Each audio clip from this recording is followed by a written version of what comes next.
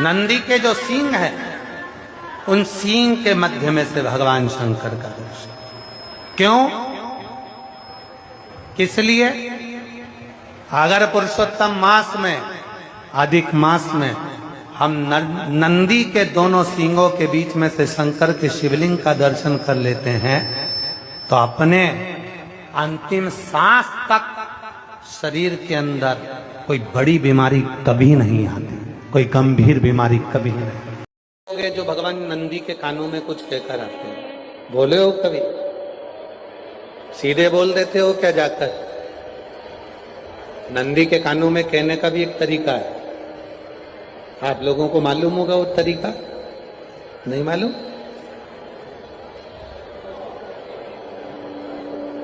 बेलपत्री की जो डंडी रहती है ना, बीच का जो भाग है, ध्यान दिए ना जरा सा, ये बीच की जो डंडी है, फिर से देखिए, बेलपत्री के 2 पत्ते और उसके पास में जो बीच की जो डंडी का भाग है, दिख रहा है आप लोगों को? ये 2 डंडी, ये बीच की 2 पत्ती और उसके बीच में जो 2 डंडी का भाग होता है। जब हम देवाधिदेव महादेव से कोई बात कहने वाले होते हैं ना कि बाबा बहुत दुखी हूं, बाबा बहुत तकलीफ चल रही है, बाबा मैंने एक कंपटीशन एग्जाम में परीक्षा दी है, बाबा मेरे जीवन में ये तकलीफ हो रही है, बाबा, तब इस बेलपत्री की जो ये डंडी होती है, इस उंगली से, इस अंगुष्ठ से इस डंडी को पकड़ा जाता है और बाबा के कर्ण में कहने से पहले ये हाथ को नंदी के ऊपर रखकर फिर हम बाबा के नंदी के कानों में कहते हैं और चलते समय इस बेलपत्र को अशोक सुंदरी की जगह पर चढ़ाकर वापिस सजाते हैं। देव अधिदेव महादेव को पार्वती की बात मानना ही पड़ती है और वो कहना ही पड़ता है। ये बेलपत्र की महत्व।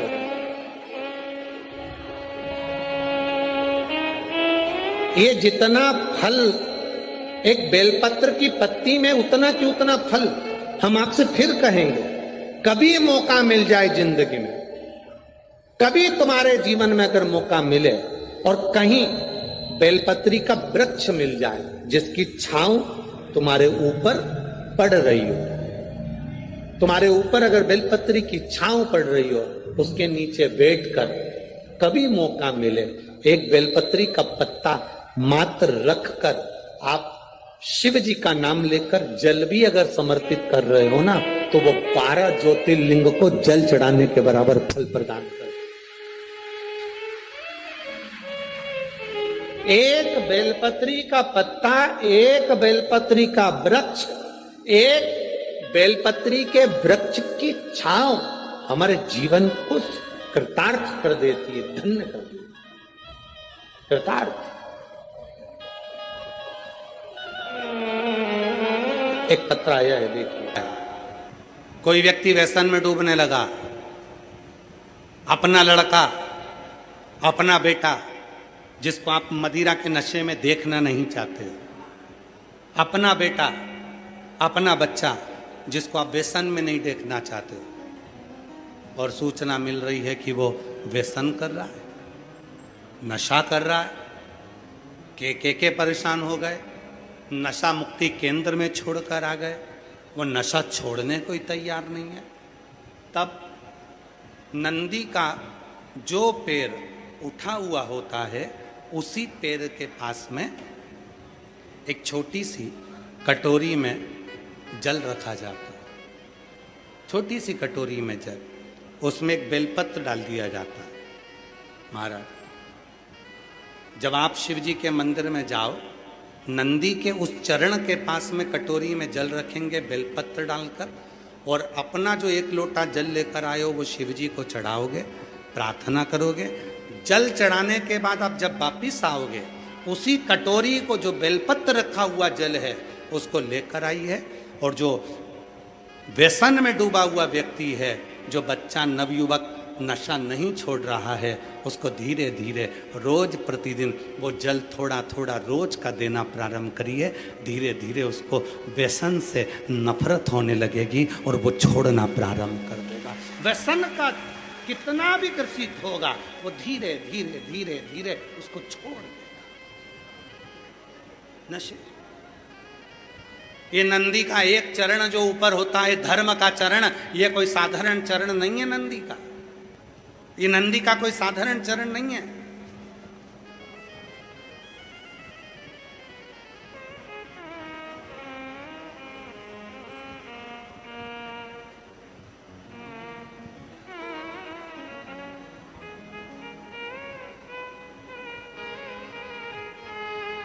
ये नंदी का जो चरण है, जिसका चरण ऊपर की ओर है, ये साधारण चरण नहीं है। कहते हैं बहुत तकलीफ है, बहुत कष्ट है, इतना टेंशन है, इतना टेंशन है कि पूरा डिप्रेशन में जीव जा रहा है। पहुंच जाओ नंदी के पास, बैठ जाओ नंदी के पास में, जो चरण उठा हुआ है उसी के पास में बैठ जाओ, नंदी के बिल्कुल बाजू पास। कुछ देर ओम का नाद करना प्रारंभ करिए।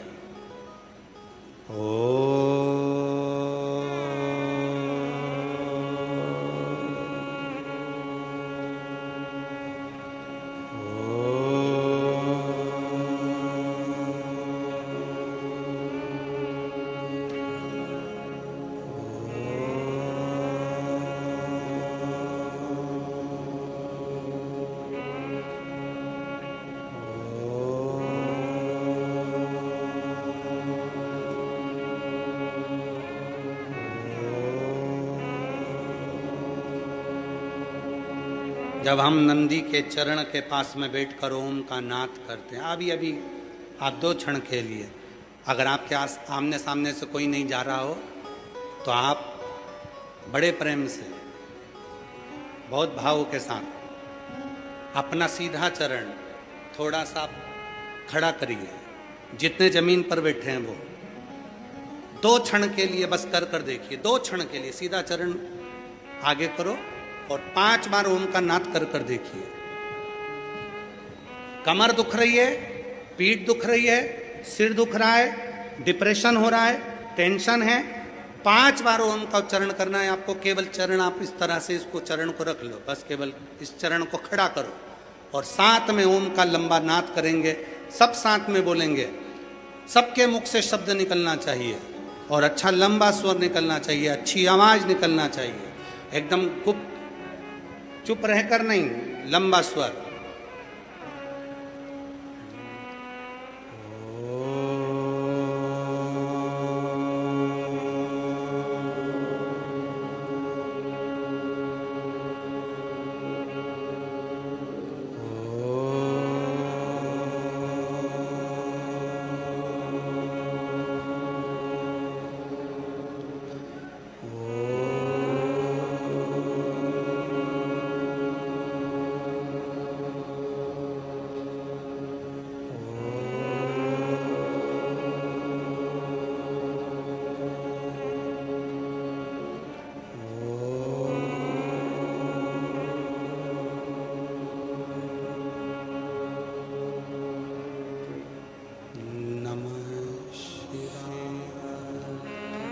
आराम से बैठिए, नेत्र खोलकर स्मरण करिए।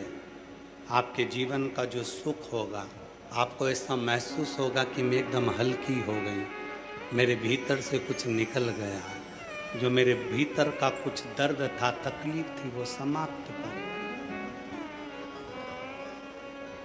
नंदी का चरण, नंदी का चरण, सीधा चरण। कितनी भी टेंशन है, आप जाओ बैठो, कुछ क्षण उस नंदी के पास। और अगर तुमको लगे कि मेरे घर में अशांति फैलती जा रही है, टेंशन ही टेंशन हो रहा है, जहां नंदी का सीधा चरण जो ऊपर है, नंदी का चरण, उसके चरण की रज थोड़ी सी लेकर आइए, अपने घर के दरवाजे पर उसका हाथ फेरना प्रारंभ करो। धीरे धीरे धीरे धीरे शांति महसूस। नंदी और शिवलिंग के बीच में एक सोमसूत्र होता है, वो सूत्र बंधे होने से नंदी से करी गई प्रार्थना शिव क्षण भर में सुन देते हैं और हमारे दुखों को समाप्त करना प्रारंभ। मंदिर में जो शिवलिंग होता है, उस शिवलिंग के ऊपर जलाधारी होती है, बोला था। पर घर के अंदर जो शिवलिंग होता है उसमें जलाधारी की जरूरत नहीं पड़ती। तो किसी ने प्रश्न किया, गुरुजी ये बताओ कि मंदिर में जलाधारी लग जाती है शंकर जी के ऊपर, फिर घर के अंदर जलाधारी क्यों नहीं महत्व रखती? तो हमारा कहना है तुम लगाओ ना लगाओ तुम्हारी मर्जी, लगाओ तो भी ठीक ना लगाओ तो भी ठीक, पर शिव जी के ऊपर घर में जलाधारी की जरूरत इसलिए नहीं होती क्योंकि हम रोज प्रतिदिन अपने दिल का भाव शिव जी से कहते हैं। मंदिर में जो शिवलिंग होता है वो स्थायी होता है, घर में जो शिवलिंग होता है वो चलित होता है। उठाया, थाली में रखा, निला दिया, वापिस रख दिया। मंदिर में जलाधारी का होना जरूरी है और तुम्हारे घर में चलित शिवलिंग है, नर्मदेश्वर है, पारत का शिवलिंग है, स्फटिक का शिवलिंग है, मार्बल का शिवलिंग है, पीतल का है, कोई तांबे का है, किसी के यहाँ जो शिवलिंग हो, छोटा सा बड़ा सा जैसा भी हो, उसमें जलाधारी की जरूरत नहीं पड़ती है। एक पत्र और आया है बड़ा सुंदर है, आपको और हमको समझने का है। देखो वो है इसी से जुड़ा हुआ। मैं आशीष साहू बेमेतरा छत्तीसगढ़ से हूं। कहीं बैठे हो आशीष जी?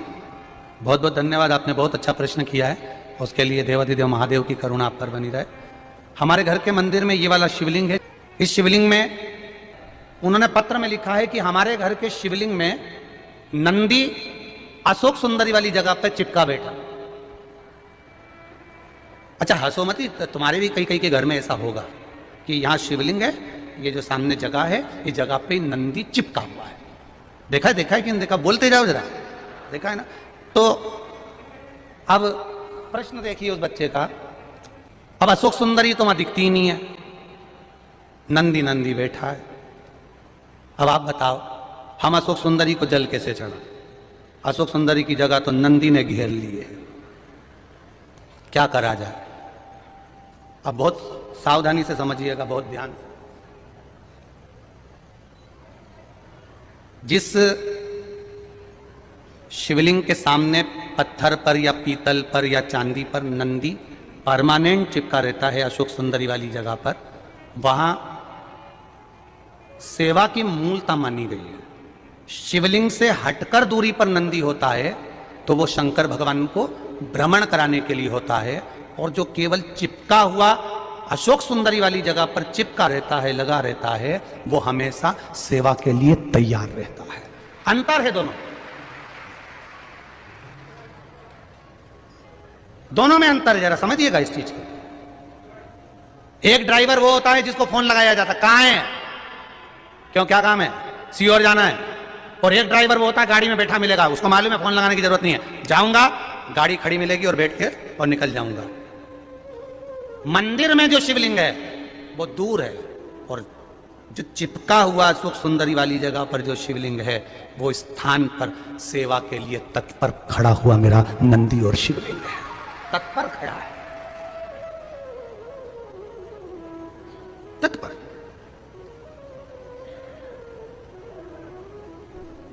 अब उसने एक प्रश्न किया है इस प्रश्न में कि पूजन कौन से शिवलिंग की करना चाहिए? तो बेटा साहू आशीष छत्तीसगढ़िया सबले बढ़िया। तो आशीष साहू ध्यान रखें, शिव महापुराण विद्धेश्वर संहिता कहती है एक छोटा कंकर भी है और वो जलाधारी पर नहीं भी रखा है और उसको तुमने शिव मान लिया है तो वो शिव ही रहेगा, ये निश्चित है। तो नंदी को जब कोई बात कही जाती है, नंदी से जब कुछ कहा जाता है कि हमारी बात शिव जी तक पहुंचाना, तो उसमें सबसे पहला अगर नाद करा जाता है नंदी के कानों में तो ओम का नाद करा जाता है।